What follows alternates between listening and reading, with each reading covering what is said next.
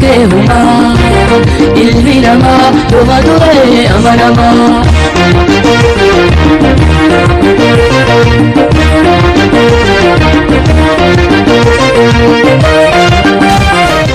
yoo akka ofii keenya feenutti dalanya akka isin feetan taate anuu lubbuun tiyyaa taarraan tana sirraa isin wajjin dubbattuun hin jirtu jechuudha. Wanni waan kana hunda godhaa jiru isiidha jechuudha. Isiin ammoo maal naan jechaa jirti abdii ajjeesuu qabdaa. Atuu natti jirta ati akkana kan mucaa kana akka maleettis garafaa jiru. Amma abdii hin ajjeesu yoon kaniin dhaabbadee juju naafi isallee waliin nu golaafachuu dandeessi jechuudha. As keessa rakkootu jira rakkoo namni hin beenye tanu qabattee jirtu rakkoo ofii keenya akkaataa itti keessaa baanuu fi akkaataa itti dhiifnu walii keenyaaf wallaallee jirrutu jira jechuudha. Namoo akka biifaati haalli isaati saddaa qorachuun jabeenya gaariidhaa fi badaa ilkeelli qobda finiineellaalu haalaa fi karaa haalaa amala ijeen mijiru maaliin baraa. Waalaikum warahmatullahi wabarakatuh. Jirtu daawwattoota hordoftoota keenya shama akkam jirtan bakkuma jirtanii nageenyi rabbii guddaa isin biraa jiraatu isiniin jecha warri nu jaalattaniis kan nu jibbitaniis kan nu arrabsitaniis kan nu faarsitaniis hundumti keessanuu galatoomaa isiniin jecha. Egaa golli abbaa keessa jiruuf ifaa jette Oromooni waanuma quba hin qabnee fi quuqama saba ofiitiif dhala ofiitiif quuqamtan qofaaf miira keessa seentanii haala nuti keessa hin jirre waan hin beenyee fi waan yaaddanii fi akkaataa isinit dhagame aarii isinit dhagame hunda baafachuudhaaf wanta yaaddan hunda jettanii kanaanis ni namanaa sirrittiin beeka jechuu barbaadeeti. Kanaaf wanti isinirra laalluu heddullee hin jiru. Gama kiyyaan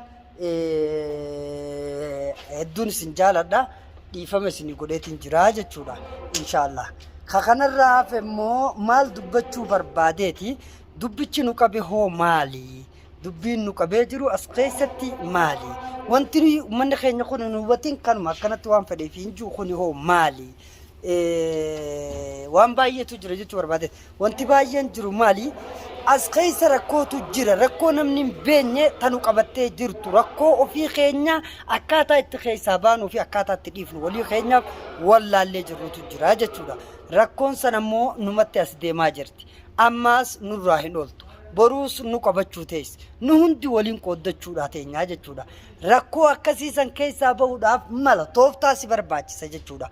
Akkam feene hunda keessa sinaqa yoga ega namni akka fedhu dhabe akkam feene faa keessa ni gala jaan sanilleef osoo hin taane gaafa dirqamte muddamte yookaan osoo deemtu yoo waan gaa jechuun yoo rakkateeti waanuma hunda arkuu dandeessi jechuu barbaadeeti bakka hunda seenus akka hunda ta'uu dandeessi ni rakkanne jechuudha. Rakkootu haala san hunda keessa nu naqe qaamni immoo waan kana dalagan waliin dalagan ijoollee teenya tana waliin hunda hojjetanii qaama jajjaboo qaama waa hunduma waan ofii isaatii fedhe hunda si godhuu danda'u qaama kana waliin egaa akkaataan itti sarafatan hin jiru jechuudha. Amma yoo akka ofii feenu dalanya jenne lubbuun teenya taammaan tana dhaabbannee waliin haasonyutunu hin jirtu jechuudha. Kanaaf ammoo hanga dandeenyutti tattaafachaa hanguma dandeenyu hunda gartee waanuma danda'u waanuma silaa godhuu dandeenyu hunda godhuudhaaf malachaa deemutti jirra inshallah. Kanaas hubachuudha qabdanii yoo akka ofii keenya feenutti dalanya akka isin feetan taate anuu lubbuun tiyyaa taarraan tana sirraa isin wajjin dubbattuun hin jirtu jechuudha. Qaallittiin masarat jaamu nama jechuun dhiiga ilmoo xiqqoo saniitu nyaatuu barbaadu ammallee anallee nyaatuudhaaf tattaafatu wanni waan kana hunda godhaa jiru isiidha jechuudha. Isiin ammoo maal naan jechaa jirti abdii ajjeesuu qabdaa.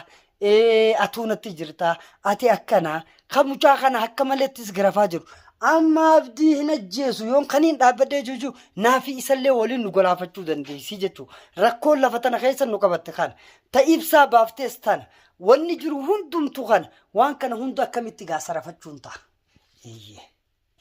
Akkitti sarafachuu ta'uu malaaf tooftaadha jechuudha. amma dhuguma warri abdiifis quuqamee waa hunda nuun jechuutti jiru kuni yoo dhuguma saniif dhugaaf abdiif quuqama ta'e kun warra waa godhuu danda'uudha qabaa jechuudha. Abdiin magadiin dhiisaa mataa isaatiin mataa kiyyailleedhaaf wanni jiru waan isin hime kana mee waan godhuu dandeessan isin laallaa. Haalli nu qabee jiru kana kanu muddaa jirus kana wanti waa hedduu jira. Taani fi futti dhuftani amma ammaatu achirraa deemeetiin kana isinii marutti jira. Fiidiyoo xiqqoo tana nagaan turaa baay isiniin jenna.